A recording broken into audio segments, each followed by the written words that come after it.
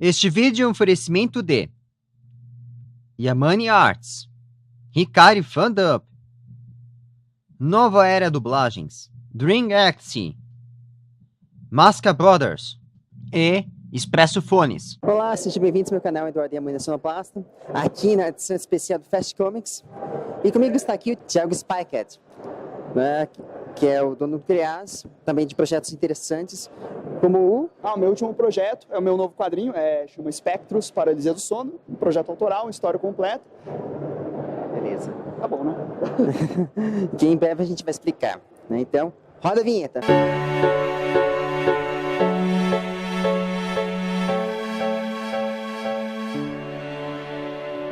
Bom, então, Thiago, gostaria de saber como que você começou, de onde você surgiu essa ideia de começar a criar, vender quadrinhos para poder começar a ganhar aqui no nosso país? Bom, eu sempre gostei de desenhar, sempre gostei de quadrinhos, né? Eu comecei fazendo fanzine em 2003, né, nos primeiros eventos de mangá, que eram as oportunidades que tinham, né? E daí em diante fui fazendo. No começo eu fazia tipo 30 cópias, 20 cópias, eu vendia, era bem coisa, experimentação.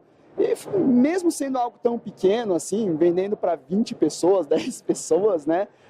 Para mim foi uma coisa muito apaixonante, assim, né? Poder compartilhar histórias com pessoas que eu nunca vi na minha vida, né? Que me davam feedbacks depois e tudo mais. Com o passar dos anos, né? Obviamente a gente quer expandir o nosso negócio, a gente quer fazer mais histórias de um público maior, né? E aí, pesquisando, conhecendo mais como funciona o mercado, né? Eu decidi fundar o meu próprio estúdio editora, que é a Cras. E a Cras, esse estúdio exatamente, ele surgiu em 2007, é isso mesmo, né? E é aquilo, eu estava pesquisando, estava vendo lá algumas histórias, são histórias interessantes, mas para você, o que seria uma boa história? O que seria uma história que conta, que é de mercado? Uma boa história no sentido mercadológico, falando? Olha, eu acho o seguinte, o conceito de bom ou ruim é muito relativo, né? Eu acho que toda a indústria cultural, assim, de massa, sempre tem mais coisas, assim, no sentido de grande arte mesmo, de apreciação de uma coisa mais profunda, é sempre uma minoria. A maioria, coisa que é muito comercial, é aquela coisa para chamar a atenção de, geralmente, coisa de fácil assimilação das pessoas, né? Então, sempre no meio, às vezes, de vários materiais que você tem essa assimilação fácil, tudo, aparece algum que ele consegue mesclar um grande conceito artístico também com uma cativação popular, que você tem uma assimilação fácil das pessoas. Então, e é muito difícil você ter esse cruzamento, né? Na história, né, dos quadrinhos, das publicações, nós temos alguns exemplos de trabalhos que conseguiram isso, né? Como, por exemplo, o Batman Cavaleiro das Trevas, que pegou um super-herói que era o Batman, até então, né, um super-herói para criança, de repente você tem um Batman mais sombrio que cativou um público diferenciado. Então, esse é só um exemplo de vários. Então, às vezes aparece um trabalho como esse. Mas é claro que, falando comercialmente, né, não estamos falando unicamente da qualidade artística, mas de uma cultura de consumo, né? Então, tem muitas coisas que tecnicamente não é boa, mas como produto, né, para consumo, para vendas, ele funciona. Então, assim, o que é bom, a gente sempre tem que ver bom para quê? Para vendas, no sentido artístico. Qual sentido? Entendi. É aquilo, a gente se preocupa muito com essa questão. Aqui no nosso país, nós temos uma verdade que é triste, né? Nós não valorizamos de verdade a nossa cultura. Mas a gente cai numa questão, tanto que cai naquela questão de cultura de massa, como já acabou de falar, né? Eu já estava pesquisando e aquilo.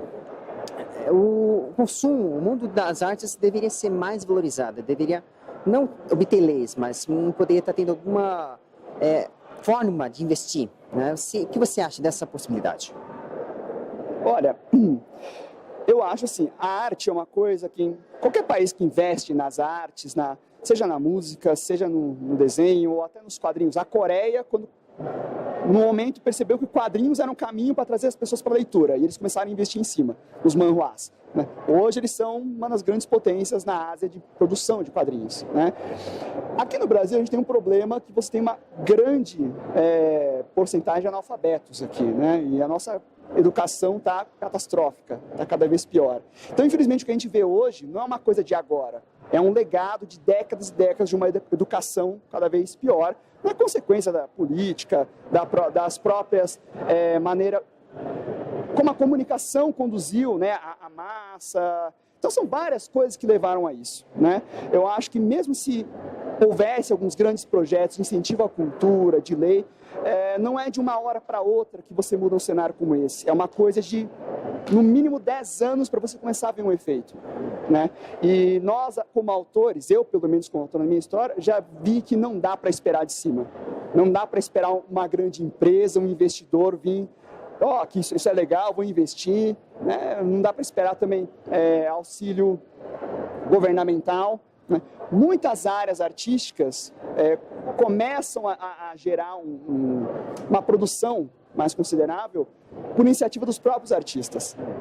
Veja os quadrinhos hoje. Os quadrinhos independentes são um grande exemplo disso. São artistas que não ficaram esperando de braços cruzados, achando que tem que vir uma editora e publicá-los, né? Começaram, pegaram a rédea e falaram assim, não, a gente tem que fazer. Se não tem editor, nós vamos ser editores também. Se não tem vendedor, nós vamos dar um jeito de vender. Né? E dentro dessa manifestação coletiva, que algumas oportunidades começaram a aparecer, como exemplo desse evento aqui. Ainda está muito longe do ideal, mas se comparar com o que você tinha há 10 anos atrás, está diferente. Né? Então eu acho que é tudo uma transformação que cabe a cada um de nós agir, né? E tentar influenciar o máximo de pessoas possível. Entendido. Eu gostaria que você comentasse um pouco mais desse Spectrum, é isso mesmo? Desses espectros. Um pouco mais da história, um pouco de onde você surgiu essa ideia, né, de trabalhar com um pouco do mundo dos sonhos, o mundo das fantasias. Bom, esse é o meu primeiro trabalho em que eu abordei a temática sobrenatural, né? Eu gosto muito desse tema, né, do mistério, temas assombrados, né? E até agora eu trabalhei com temas de humor, de aventura, né? E eu fiz um outro quadrinho de terror chamado Vírus, né? Que hoje ele está esgotado, né? Mas eu trabalhei numa temática de terror urbano. Dessa vez eu resolvi abordar o sobrenatural, né? Então, eu gosto de pegar temas que tenham um diferencial, né? Que é diferente do que você encontra comumente por aí. Que isso é uma outra coisa que eu percebi também sendo independente, né? Como nós estamos trabalhando com um público mais de nicho, mais seleto, se você tentar oferecer mais do mesmo, ele não vai ver interesse nisso, né? Ele precisa de algo mais para chamar a sua atenção. E esse mundo dos sonhos, né? Do sobrenatural, você não tem respostas concretas, né? Tudo muita especulação, cada um tem diversas experiências, relatos, então sempre chama a atenção.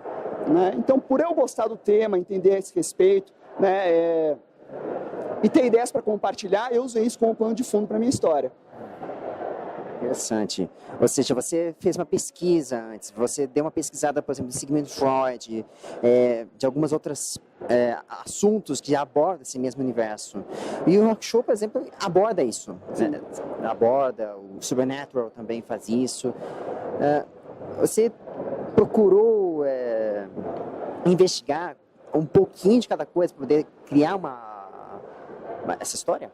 Sim, a minha história ela é baseada em 3 fenômenos. Primeiro, a da paralisia do sono, né, que tem registros, né, de séculos atrás desse fenômeno que ninguém sabe explicar. A ciência é cética e diz que isso é apenas um distúrbio do sono causado por estresse, né? Ciência, quando não sabe explicar, fala que é estresse. Mas você tem até quadros antigos tentando representar essa manifestação estranha. Alguns associam a demônios, a entidades, né?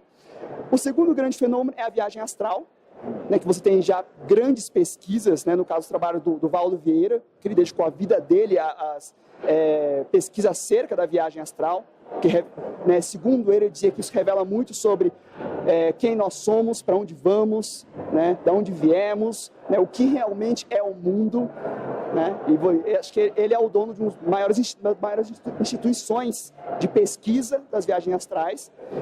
E o terceiro fenômeno é de umas figuras conhecidas como entidades das sombras, né, ou shadow people, que muitas pessoas relatam terem visto. E, curiosamente, um amigo meu de infância, ele sempre falava de uma figura que era uma silhueta preta com um chapéu e um casaco, que ele via aparecer. Eu achava que era, né, às vezes, coisa da imaginação dele e tudo.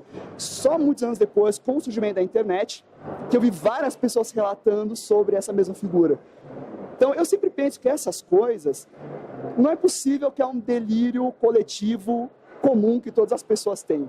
É impossível, né? Deve ter alguma coisa lá que está além da nossa compreensão, mas que está lá, e que alguns conseguem perceber parcialmente.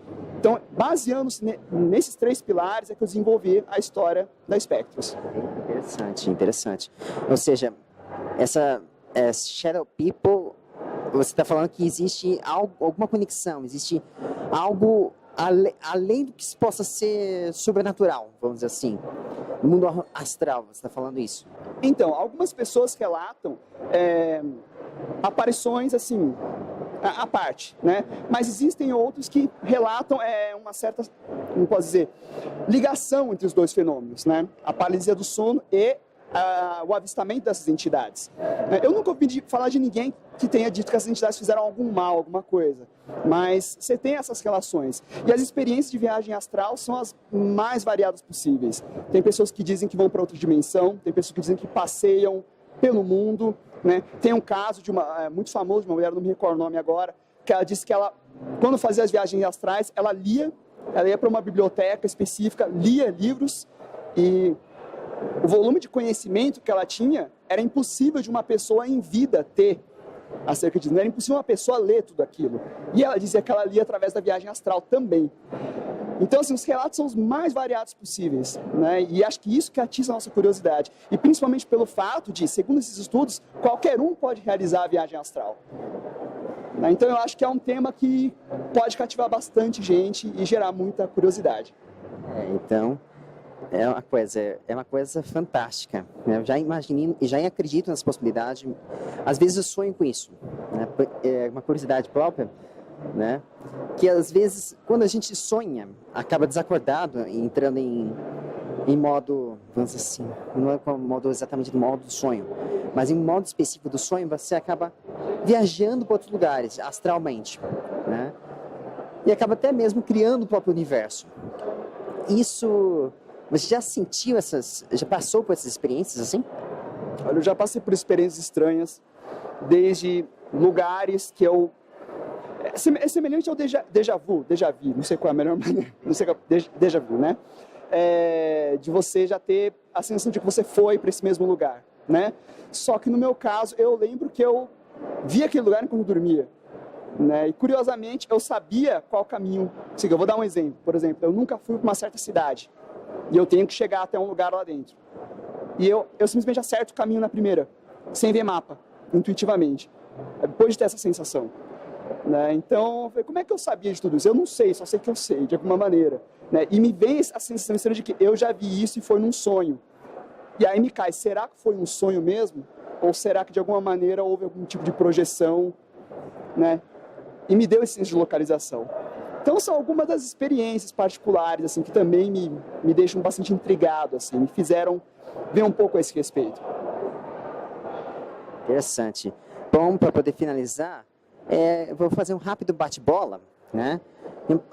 Claro, você responde uma palavra que vier na sua mente. Por exemplo, quadrinho.